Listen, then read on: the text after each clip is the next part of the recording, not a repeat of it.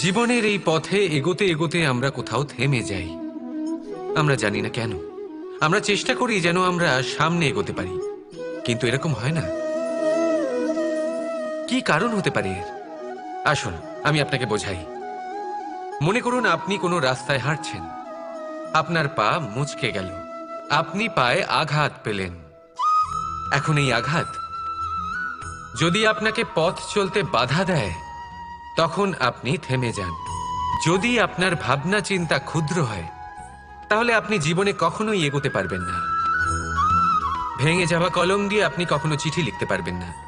ঠিক সেইভাবেই যদি আপনার মনে অন্যের জন্য হিংসা থাকে, তাহলে আপনি আপনার নিজের ভাগ্য লিখতেই পারবেন না। কাজের প্রতি আলস্য আপনাকে কখনো ধনী হতে দেবেই না, আর ধনের প্রতি লোভ তা আপনাকে কখনো মহান হতে দেবে না।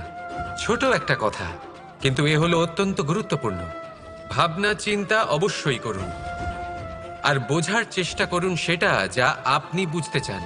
হতে পারে আপনি এমন কোনো পথ খুঁজে পেলেন যার ফলে আপনি কোনো খারাপ পথে যেতে যেতে থেমে গেলেন, বা আপনি এমন কোনো অর্থ খুঁজে পেলেন যা আপনাকে মহান হবার পথে অগ্রসর করে দিল। রাধা রাধা। অহংকার এ হলো ছোট একটা শব্দ, কিন্তু এর প্রভাব অত্যন্ত বৃহৎ হয়ে থাকে। আর সব থেকে বড় সমস্যা হলো মানুষ আজ অবধি বুঝতেই পারেনি যে এই অহংকারের বাস্তব রূপ কিরকম। কেউ একে গর্বের নাম দেন, কেউ একে আত্মসম্মানের নাম দিয়ে থাকেন, এবং কোথাও একটা এমন সময় চলে আসে যখন সময় এই অহংকারকে ভেঙে খান খান করে দেয়। আর তখন না গর্ব আপনাকে বাঁচাতে পারে, না আপনার আত্মসম্মান।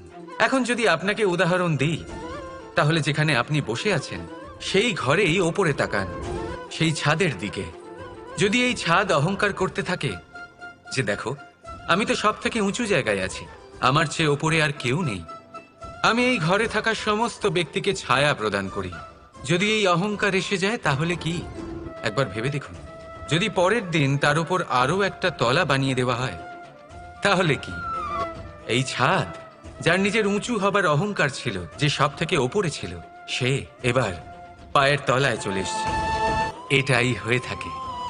মনে কখনোই অহংকার পোষণ করবেন না। যদি মনের মধ্যে কিছু রাখতে চান, তাহলে প্রেমের ভাব রাখুন, স্নেহ রাখুন। এই অহংকারকে আপনি যা ইচ্ছে নাম দিন, গর্ব হোক, আত্মসম্মান হোক, এর দ্বারা আপনার কোনোভাবেই কোনো লাভ হবে না। তাহলে এই অহংকারকে ত্যাগ করুন, আর আমার সাথে ভালোবেসে বলুন, রাধা রাধা। একটা সিদ্ধান্ত। এই জীবনে একটা সিদ্ধান্তের গুরুত্ব কি হতে পারে তা কখনো ভেবে দেখেছেন? একটা সিদ্ধান্ত সেই ভিত্তি হতে পারে যা আপনার পুরো জীবনকে বদলে দিতে পারে, এই সমস্ত সংসারকে বদলে দিতে পারে, ভবিষ্যৎ বদলে দিতে পারে। এই সিদ্ধান্ত যে কোন রাস্তা চয়ন করতে হবে, সেই সিদ্ধান্ত যে কখন সামনে এগোতে হবে আর কখন থেমে যেতে হবে, সেই সিদ্ধান্ত যে কখন যুদ্ধ করতে হবে আর কখন নিজেকে পিছু পা হতে হবে। এই সিদ্ধান্ত হলো খুব গুরুত্বপূর্ণ। আর আপনি তো এই সংসারে একা নন, তাই আপনার একটা সিদ্ধান্ত শুধু আপনার জন্যই নয়, সমস্ত সংসারের জন্য গুরুত্বপূর্ণ হতে পারে। এবার এই সিদ্ধান্ত আপনারই হবে। ভাবনা চিন্তা করে নেবেন, সাফল্য পাবেন। রাধা রাধা। ভবিষ্যৎ। সংসারে এমন কোন ব্যক্তি আছেন যিনি নিজের ভবিষ্যতের বিষয় ভাবেন না? যে কেউ ভাবেন আমার ভবিষ্যৎ কিছু এরকম হবে, আমি ভবিষ্যতে এরকম কিছু একটা করব, এই সুবিধা থাকবে, এই আনন্দ পাবো, ইত্যাদি ইত্যাদি। কিন্তু সত্যি বলি, ভবিষ্যতের থেকে বড় ভণ্ড আর কেউ নেই। ভবিষ্যৎ আপনাকে ছেড়ে চলে যাবে, আপনি জানতেও পারবেন না। ভবিষ্যৎ আপনার থেকে আপনার বর্তমান কেড়ে নেবে। অনেক সময় আমরা ভবিষ্যতের বিষয় ভাবতে থাকি, দুশ্চিন্তা করতে থাকি, ভবিষ্যৎ দিয়ে নিজেকে এতটাই ঘিরে ফেলি যে বর্তমান কি তা ভুলেই যাই, তার বোধই আমাদের থাকে না। ভাবুন, ভবিষ্যৎ কি? ভবিষ্যৎ হলো সেটাই যা এখনো পর্যন্ত ঘটেনি। বর্তমান হলো সেটা যা এখন ঘটছে। তাহলে যা এখনো ঘটেইনি তার বিষয়ে দুশ্চিন্তা করে নিজেকে ব্যতিব্যস্ত কেন করছেন? এই বর্তমান, এটাই হলো গুরুত্বপূর্ণ। এর উপরে সমস্ত ভাবনা কেন্দ্রীভূত করুন। মনে লক্ষ্য অবশ্যই রাখুন, কিন্তু পুরো মনোযোগ শুধু বর্তমানে থাকবে। এই বর্তমানকে যদি সামলে নিতে পারেন, তাহলে আপনার ভবিষ্যৎ এমনি উজ্জ্বল হয়ে উঠবে। তাহলে আসুন আমার সাথে ভালোবেসে বলুন, রাধা রাধা। সময়, কথায় আছে আমাদের জীবনের প্রত্যেক মুহূর্ত স্বর্ণর মতো হয়।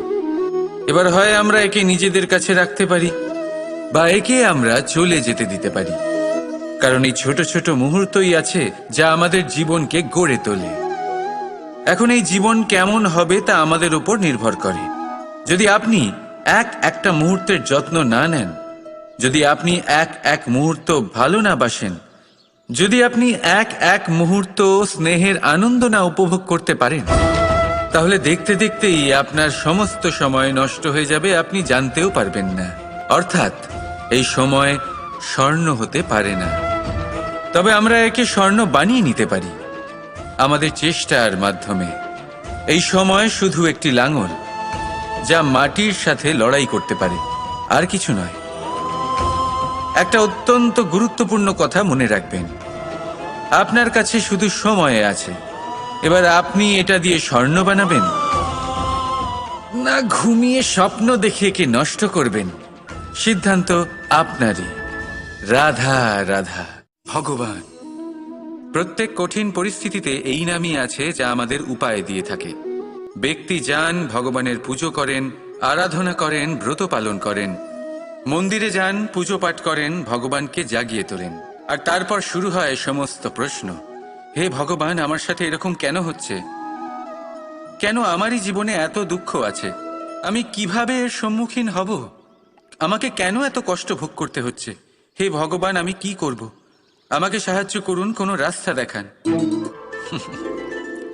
চলুন আমি আপনাকে একটা প্রশ্ন করি। মন্দিরে যাওয়ার চেষ্টা করার আগে আপনি কি জীবনে ততটা চেষ্টা করেছেন যতটা সেই সমস্যাকে দূর করার জন্য দরকার ছিল? দ্বিতীয় প্রশ্ন, ভগবানকে জাগানোর পূর্বে আপনি কি নিজেকে জাগিয়ে তুলেছেন? আপনি কি আলস্য ত্যাগ করেছেন? তৃতীয় প্রশ্ন, ভগবানকে জিজ্ঞাসা করার আগে আপনি কি নিজেকে জিজ্ঞাসা করেছেন যে আমি কেন এত অসফল হচ্ছি? যদি না করে থাকেন তাহলে সবার আগে এটা করুন। আপনি সমস্ত প্রশ্নের উত্তর পাবেন, সমস্ত বিপদের পরিত্রাণ পাবেন। অন্য কোথাও নয়, নিজের ভেতরে তাকিয়ে দেখুন। চেষ্টা করুন নিজেকে জাগিয়ে তোলার। আপনি সফল অবশ্যই হবেন, কারণ এই পরমাত্মা, ওই পরমেশ্বর, ওই পরব্রহ্ম আপনার মধ্যেই তো আছে। রাধা রাধা।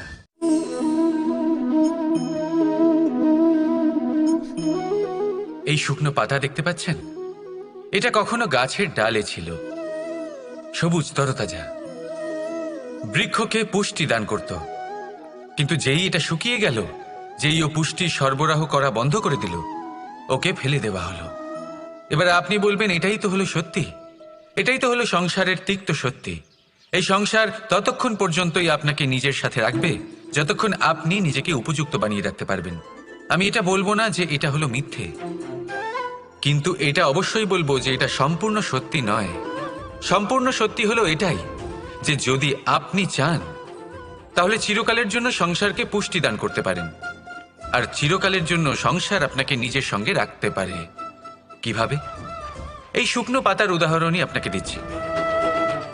এই শুকনো পাতা প্রথমে টুকরো হবে, তারপরে বৃষ্টির জলের সাথে গলে যাবে, তারপর সার হবে, তারপর সেই বৃক্ষের গোড়াতেই সমাহিত হবে, একটা নতুন অঙ্কুরকে একটা নতুন জীবন দেবে। তাহলে আপনি ভাবুন, আপনি নিজের জীবনের সাথে কি করতে চান? যদি কখনো আপনি পড়ে যান, অসফল হয়ে থাকেন, তাহলে আপনি কি এই উৎসাহ হারিয়ে ফেলবেন, নাকি আবার উঠে দাঁড়াবেন আর আবার এক নতুন সংসারের রচনা করবেন? সিদ্ধান্ত আপনার। রাধা রাধা।